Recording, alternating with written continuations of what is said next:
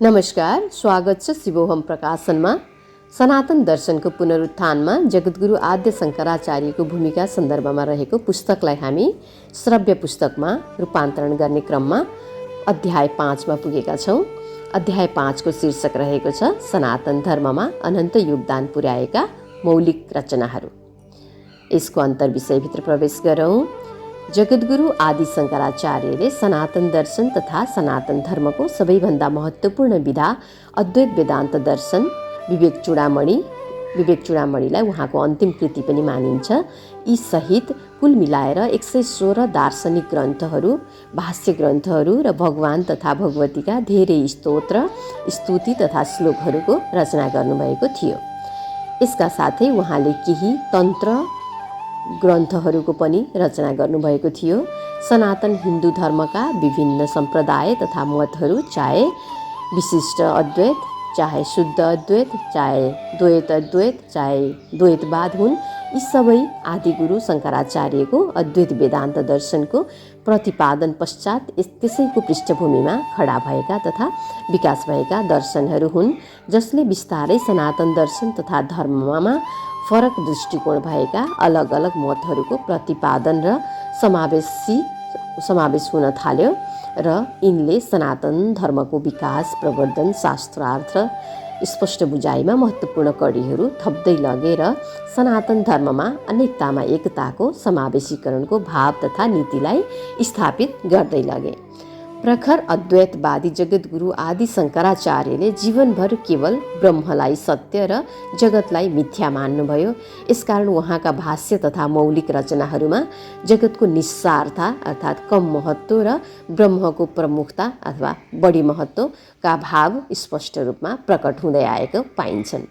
अद्वैत वेदान्त दर्शनको सरल निरूपण गर्दै सनातन धर्मको उत्थानका लागि दार्शनिक ग्रन्थहरूको प्रतिपादन, सनातन धर्मका महत्त्वपूर्ण ग्रन्थहरूमाथि भाष्य लेखन र भगवान भगवतीका धेरै स्तोत्र, स्तुति तथा श्लोकहरूको रचना गरेर सनातन धर्मको संरक्षण, सम्वर्धन तथा प्रवर्धनमा विशेष योगदान पुर्याउनु भएको थियो। सनातन धर्मावलम्बीहरूमा नैतिकता, अनुशासन र एकरूपता कायम गर्न उहाँले महानायवम, महाअनुशासन जस्ता ग्रन्थहरूको रचना गर्नुभयो। यी ग्रन्थहरूमा आदिगुरु शङ्कराचार्यले सनातन धर्ममा चलाउनुभएका संस्कार परम्परा, रीतिरिवाज, पूजाविधि, गुरु परम्परा, सन्यास परम्परा तथा अन्य धार्मिक नीति नियम तथा विधिहरूसँग सम्बन्धित प्रावधानहरूको प्रतिपादन तथा उहाँका दर्शन र सिद्धान्त तथा भाष्यहरूको बारेमा विस्तृतमा व्याख्या गरिएका छन्। आदिगुरु शङ्कराचार्य आफू अद्वैतवादी अर्थात् ज्ञान तथा ध्यानमार्गी हुँदाहुँदै पनि शास्त्रहरूका महान अध्येता हुनुभएकाले उहाँले भक्ति मार्गीहरूको आकाङ्क्षा तथा आशयलाई स्पष्ट रूपमा बुझ्नुभएको थियो। यसै कारण उहाँले भक्ति मार्गको विकास तथा प्रवर्धनका लागि भगवान भगवती, देवी देवताहरूको स्तोत्र, स्तुति तथा श्लोकहरूको रचना गरेर मठ मन्दिरहरूको स्थापना गरेर भगवान भगवती, देवी देवताहरूको पूजापाठका विधिहरू तथा गुरु परम्पराको परिपाटी बसाएर र पछिल्ला पिँढीलाई सरल तथा सहज होस् भन्ने भावले वैज्ञानिक तवरले कर्मकाण्ड तथा संस्कारहरूको ढाँचा मिलाएर सबै परम्परालाई व्यवस्थित गरिदिनुभयो। यसका साथै उहाँले सनातन समाजलाई एकत्वमा ल्याउन र एकरूपतामा ढाल्न भगवान तथा भगवतीका स्तोत्र, स्तुति तथा श्लोकहरूका रचना गरेर धार्मिक व्यवहारमा लागू गरिदिनुभयो र बिस्तारै यिनको चलन चल्ती बढ्दै गयो र संस्कार, परम्परा तथा रीतिरिवाजका रूपमा स्थापित हुँदै गए हिन्दू धर्मभित्र। आदिगुरु शङ्कराचार्य रचित भगवानका स्तोत्र, स्तुति तथा श्लोकहरूमा भगवान शिव, भगवान विष्णुका अवतारहरू, भगवती आदिशक्ति र भगवान गणेशप्रति समर्पित रहेका छन्, जसले सनातन धर्म तथा संस्कृतिमा भक्ति मार्गको सान्दर्भिकता र लोकप्रियतालाई उच्चतामा पुर्याउन ठूलो योगदान गरेका छन्। सनातन दर्शनका अर्थात् सनातन धर्मका संस्कार तथा परम्पराहरूलाई अझ आकर्षक तथा उत्साहवर्धक बनाउन उहाँले भावपूर्ण मनोरम स्तोत्र, श्लोक तथा स्तुति गानहरू घर घरमा तथा मठ मन्दिरमा भजने, गाउने, कीर्तन तथा सत्सङ्ग गर्ने परिपाटी बसालिदिनुभयो। समग्रमा जगद्गुरु आदि शङ्कराचार्यले सनातन धर्म तथा दर्शनको प्रचार प्रसार, संरक्षण, सम्वर्धन तथा प्रवर्धनमा योगदान पुर्याउने धेरै प्रकारका कृतिहरूको रचना गर्नुभयो। सनातन धर्मको परम्परागत मान्यता अनुसार उहाँद्वारा रचित कृतिहरूलाई 3 समूहमा विभाजित गरिएको पाइन्छ। पहिलो भाष्य लेखन, दोस्रो दार्शनिक तथा प्रकरण ग्रन्थ प्रतिपादन र तेस्रो स्तोत्र, स्तुति तथा श्लोक रचनाहरू। भाष्य लेखन, यसको अन्तर्विषयभित्र जाउँ। गुरुकुलको अध्ययन पुरा गर्नुभएपछि आफ्ना गुरु आचार्य गोविन्दपादको आदेशअनुसार आदि गुरु शङ्कराचार्य सनातन दर्शनको प्रचार प्रसार गर्न काशी प्रस्थान गर्नुभयो। काशीमा सनातन दर्शनको प्रचार प्रसार गर्ने क्रममा काशी जस्तो सनातन धर्म र भगवान शिवको प्राचीन तपोभूमिमा समेत वैदिक सनातन धर्मको अत्यन्तै नाजुक अवस्था र अवैदिक धर्म तथा तान्त्रिक मतहरूको बढी बोलबाला तथा प्रसिद्धि देखेर उहाँलाई आफ्नो काममा अझ तीव्रता ल्याउनु पर्ने अवस्थाको बोध भयो। यसका लागि आफूले अझै सनातन धर्मका ग्रन्थहरूमा आफ्नो अध्ययन र लेखनको दायरा बढाउन अत्यावश्यक ठान्नुभयो। यस पश्चात आदिगुरु शङ्कराचार्यले एकान्त तथा उपयुक्त स्थानको खोजी गर्न सुरु गर्नुभयो। अध्ययन तथा लेखनको यस गहन कार्यमा तीव्रता ल्याउनका लागि काशीमा उपयुक्त वातावरण र स्थान नमिलेको कारण उहाँ काशी छोडेर ऋषिकेश हुँदै बद्रीनाथतिर लाग्नुभयो। उपयुक्त एकान्तवासको खोजीमा र त्यहाँको व्यास गुफामा 4 वर्ष निवास गरेर सनातन दर्शनका मूल 3 ग्रन्थहरू ब्रह्मसूत्र, भगवद् गीता र प्रमुख उपनिषदहरू प्रस्थानत्रयी पनि भनिन्छ। यी ग्रन्थहरूलाई यी ग्रन्थमाथि आफ्नो दृष्टिकोणबाट प्रामाणिक भाष्यहरूको रचना गर्नुभयो। सनातन धर्मको परिपाटी अनुसार प्रस्थानत्रयी ग्रन्थहरूमाथि भाष्य लेखेर तथा भाष्य गरेर एक निश्चित मुकाम हासिल गरेका योगी सन्त तथा महात्माहरूलाई आचार्यको उपाधि प्रदान गर्ने गरिन्छ। जगद्गुरु आदि शङ्कराचार्यको प्रस्थानत्रयीमा लेखिएका भाष्यहरूलाई सनातन दर्शनका भाष्यहरूमा सबैभन्दा प्रभावशाली र अद्वितीय मान्यता प्रदान गरिँदै आइएको पाइन्छ, किनकि प्रस्थानत्रयी नै सनातन अद्वैत वेदान्त दर्शन तथा वेदान्त दर्शनका मूल आधार स्तम्भहरू हुन्। यस प्रकार आदिगुरु शङ्कराचार्यले सनातन धर्मका मूल स्तम्भ तथा मूल ग्रन्थहरू प्रस्थानत्रयीमाथि अलग अलग टिप्पणी तथा भाष्य लेखेर शङ्कराचार्य भाष्यको रूपमा प्रस्तुत गरेर आफ्नो प्रकारले सनातन धर्मको मूल ज्ञान र मूल मर्म सबैमाझ सहज तथा सरल ढङ्गले पुर्याउने तथा बुझाउने काममा महत्त्वपूर्ण योगदान गर्नुभयो। यसका साथै उहाँले मण्डुक उपनिषद, ईशावास्य उपनिषद आदिमाथि पुनर्लेखन गरेर शङ्कराचार्य लेखनको रूपमा प्रस्तुत गरेर परमात्माप्रति निरन्तर भक्ति र समर्पणमा जोड दिइरहनुभयो।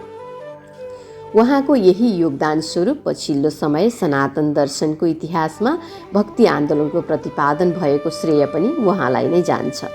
आदिगुरु शङ्कराचार्यले सनातन धर्म तथा दर्शनका प्रस्थानत्रयीका साथसाथ निम्नलिखित ग्रन्थहरूमाथि भाष्य लेख्नुभएको थियो।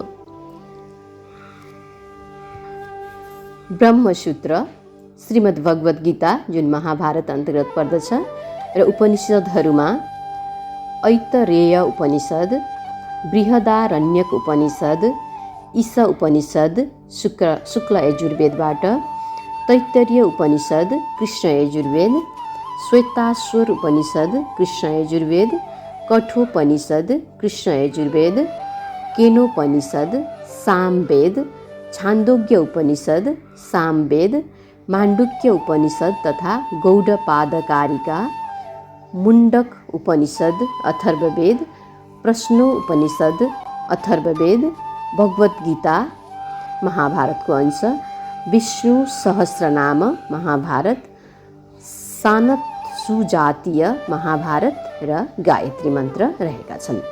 दोस्रो नम्बरमा दार्शनिक तथा प्रकरण ग्रन्थ प्रतिपादन। अद्वैत वेदान्त दर्शन, अङ्ग्रेजीमा मोनिजम भनिन्छ, यसको अन्तर विषयभित्र प्रवेश गरौँ। सानै उमेरदेखि ज्ञान, बुद्धि, तर्क, विवेक, प्रज्ञा, वैज्ञानिकताले सम्पन्न जगद्गुरु आदि शङ्कराचार्य सनातन षट दर्शन मध्येको सबैभन्दा महत्त्वपूर्ण तथा प्रभावकारी उत्तर मीमांसा अर्थात् वेदान्त दर्शन अन्तर्गतको अद्वैत वेदान्त दर्शन तथा सिद्धान्तका प्रणेता हुनुहुन्छ। मनुष्यको जीवनमा सांसारिक मुक्ति तथा पारमार्थिक मोक्ष हासिल गर्न र ब्रह्माण्डको अन्तिम सत्य जान्न अद्वैत वेदान्त दर्शनले ज्ञान मार्गको निष्ठापूर्वक अनुसरण, योग तथा ध्यान साधनाका व्यावहारिक तथा प्रयोगात्मक अभ्यासहरूमा मूल प्राथमिकता प्रदान गरेको छ।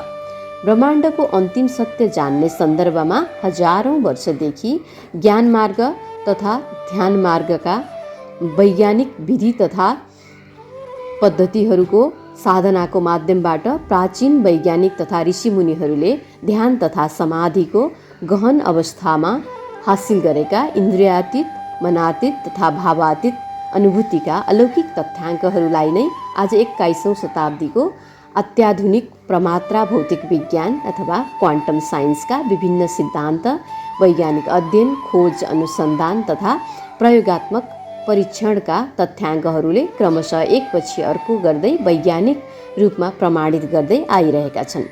प्रमात्रा विज्ञानको पछिल्लो सिद्धान्त बायोसेन्ट्रिजम तथा जैव केन्द्रवादका वैज्ञानिक तथ्याङ्कको अन्तिम खुलासा ब्रह्माण्डको सबैभन्दा सूक्ष्म तत्त्व चेतना हो र चेतना नै ऊर्जा तथा पदार्थ बन्दछ। पदार्थ अर्थात् अणु, परमाणु तथा एटमको रूपमा पनि चेतना नै बन्दछ भन्ने प्रकट हुन्छ। अर्थात् चेतना नै ऊर्जा तथा पदार्थ बन्छ भन्ने मत अद्वैत वेदान्त दर्शनको मतसँग हुबहु मेल खान्छ।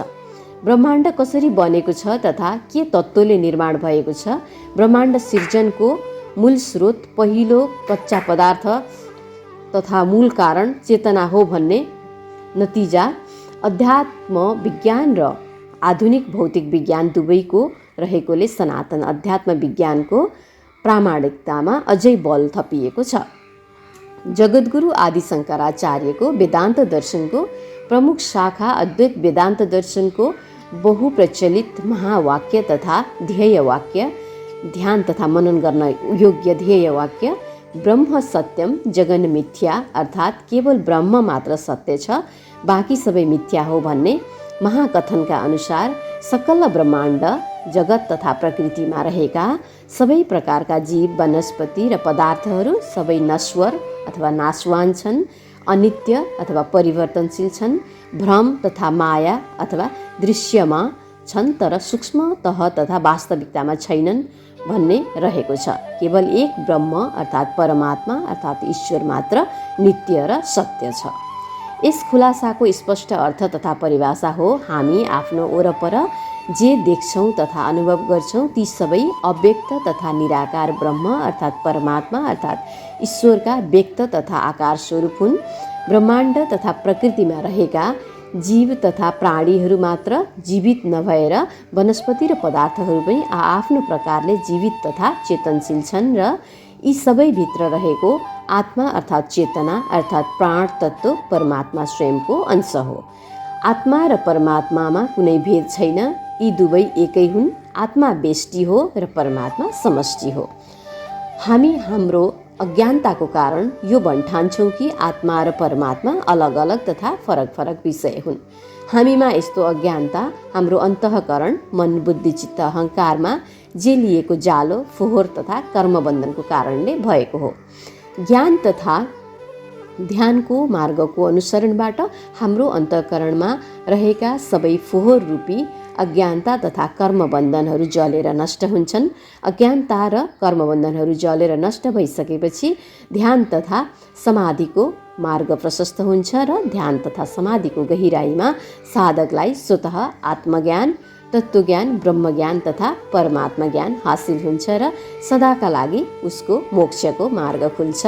आदि गुरु शङ्कराचार्यले अद्वैत वेदान्त दर्शनका साथसाथ सनातन धर्म तथा दर्शनका निम्नलिखित ग्रन्थहरू प्रतिपादन गर्नुभएको थियो। विवेक चूडामणि, उपदेश साहश्री, सप्तश्लोकी, 10 श्लोकी, 1 श्लोकी, पंचीकरण, आत्मबोध, अपरोक्षानुभूति, साधना पञ्चकम, निर्वाण शतकम, मनीषा पञ्चकम, यति पञ्चकम, वाक्य शुद्धि, तत्वबोध, वाक्यवृत्ति, सिद्धान्त तत्वबिन्दु, निर्गुण मानस पूजा, प्रश्न उत्तर रत्नमालिका। 3 नम्बरको स्तोत्र, स्तुति र श्लोक रचना। यसभित्र प्रवेश गरौँ। आदिगुरु शङ्कराचार्यले भगवान शिव, भगवान विष्णुका अवतारहरू, भगवती देवी, भगवान गणेश तथा सुब्रमण्यका धेरै स्तोत्र, स्तुति तथा श्लोकहरूको रचना गर्नुभएको थियो। तीमध्ये केही प्रमुख तथा लोकप्रिय रचनाहरू निम्नानुसार रहेका छन्। भगवान शिवका स्तुतिहरू: काल भैरवाष्टकम 10, 10 श्लोकी स्तुति 10, दक्षिण मूर्ति अष्टकम 10, दक्षिण मूर्ति स्तोत्रम 19, दक्षिण मूर्ति वर्णमाला स्तोत्रम 13, मृत्युञ्जय मानसिक पूजा 46, वेदसार शिव स्तोत्रम 11, शिव अपराध क्षमापन स्तोत्रम 17, शिव आनन्द लहरी 100, शिव केशादीपानन्दता वर्णन स्तोत्रम 29, शिव नामावली अष्टकम 9, शिव पञ्चाक्षर स्तोत्रम 6, शिव पञ्चाक्षरा नक्षत्रमाला स्तोत्रम 28, शिव पादादिके शान्त वर्णन स्तोत्रम 41, शिव भुजङ्गम 4, शिव मानस पूजा 5, सुवर्णमाला स्तुति 50। भगवती आदिशक्तिका स्तुतिहरू। भगवती आदिशक्तिका स्तुतिहरू: अन्नपूर्णा अष्टकम 8, आनन्द लहरी कनकधारा स्तोत्रम 18, कल्याण वृष्टि स्तव 16, गौरी दशकम 11, त्रिपुर सुन्दरी अष्टकम 8, त्रिपुर सुन्दरी मानस पूजा 127, त्रिपुर सुन्दरी वेदपाद स्तोत्रम 10, देवी चतुःषष्ठी उपचार पूजा स्तोत्रम 72, देवी भुजङ्गम 28, नवरत्न मालिका 10, भवानी भुजङ्गम 17, भ्रमराम्बा अष्टकम 9, मन्त्र मातृका पुष्पमाला स्तव 17, महिषासुरमर्दिनी स्तोत्रम, ललिता पञ्चरत्नम 6, शारदा भुजङ्गप्रयात स्तोत्रम 8, सौन्दर्य लहरी 100, नर्मदा अष्टक। भगवान विष्णु तथा भगवान विष्णुका अवतारका स्तुतिहरू: अच्युताष्टकम 9, कृष्ण अष्टकम 8, गोविन्दा अष्टकम 9, जगन्नाथ अष्टकम 8, पाण्डुरङ्गा अष्टकम 9, भगवन मानस पूजा 10, मोह मुद्गार भज गोविन्दम 31, राम भुजङ्ग प्रयात स्तोत्रम 29, लक्ष्मी नृसिंह करावलम्ब करुणारस स्तोत्रम 17, लक्ष्मी नरसिंह पञ्चरत्नम 5, विष्णु पादादिके शान्त स्तोत्रम 52, विष्णु भुजङ्ग प्रयात स्तोत्रम 14, षट्पदी स्तोत्रम 7। भगवान गणेशका स्तुतिहरू: गणेश पञ्चरत्नम 5, गणेश भुजङ्गाम 9, अन्य देवी देवता तथा तीर्थहरूका स्तुतिहरू: अर्धनारेश्वर स्तोत्रम 9, उमा महेश्वर स्तोत्रम 13, काशी पञ्चकम 5, गङ्गा अष्टकम 9, गुरु अष्टकम 10, नर्मदा अष्टकम 9, निर्गुण मानस पूजा 33, मनकर्णिका अष्टकम 9, यमुना अष्टकम 8, यमुना अष्टकम 2, 9। अध्याय 5 को अध्ययन सम्पन्न भएको छ। हरि ओम, धन्यवाद, शिवोहम।